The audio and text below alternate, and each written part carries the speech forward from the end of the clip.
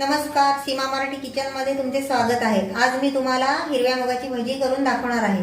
त्यासाठी लागणारे साहित्य बघा।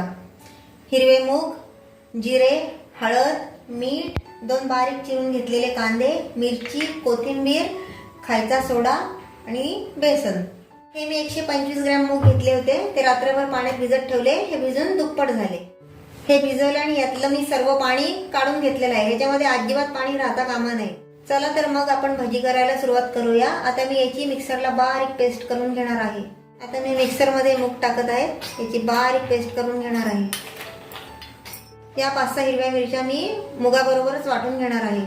हे पहा, हे मूग मी मिक्सरला बारीक वाटून घेतलेले आहेत। बघा, याच्यामध्ये अजिबात पाणी नाही टाकलेलं। आता याच्यामध्ये मी बारीक चिरून ठेवलेला कांदा मिक्स करते। हे बघा,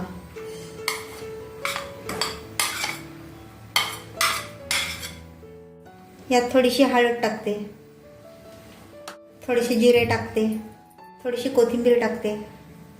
यात मी 2 ते 3 चमचे गरजेनुसार बेसन टाकते, थोडं चवीपुरतं मीठ आणि चिमूटभर खायचा सोडा टाकते।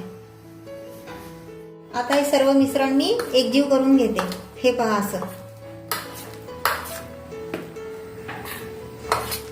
हे पहा, पाण्याचा वापर न करता मिश्रण किती छान तयार झालेलं आहे। आता याच्यामध्ये सोडा टाकलाय, त्याच्यामुळे मी 5 मिनिट हे तसंच ठेवून देणार आहे। हे पहा, 5 मिनिट झालेली आहेत। पीठ बघा कसं फुलून आलेलं आहे, बघू शकता तुम्ही। चला तर मग आपण आता याची भजी तयार करायला घेऊया। हे पहा, मी कढईत तेल गरम करायला ठेवलेलं आहे। तेल जास्त गरम करू नका, अगदी धुरी येईपर्यंत। आता आपण याच्यामध्ये थोडंसं टाकून बघू मिश्रण।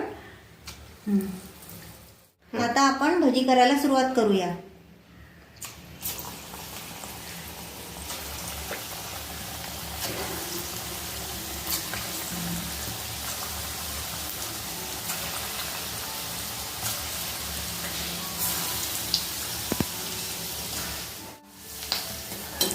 भजी बघा कशी मस्त दिसत आहे। तेल गरम असतानाच भजी सोडावी। कमी गरम तेलात भजी सोडली तर ती तेल पिऊन घेतात आणि भजी तेलकट होतात। ही टीप प्रत्येक भजी तळताना लक्षात ठेवा। हे पहा, असा तांबूस रंग आला की भजी होत आली असं समजा। ही पहा, भजी किती मस्त तयार झालेली आहेत। आता आपण ही काढून घेऊया। आवाज पण बघा कसा खडखड खडखड येतोय, म्हणजे भजी खूप मस्त तयार झालेली आहे। गरमागरम मुगाची भजी तयार आहे, पाहू शकता। तुम्ही पण अशीच बनवा।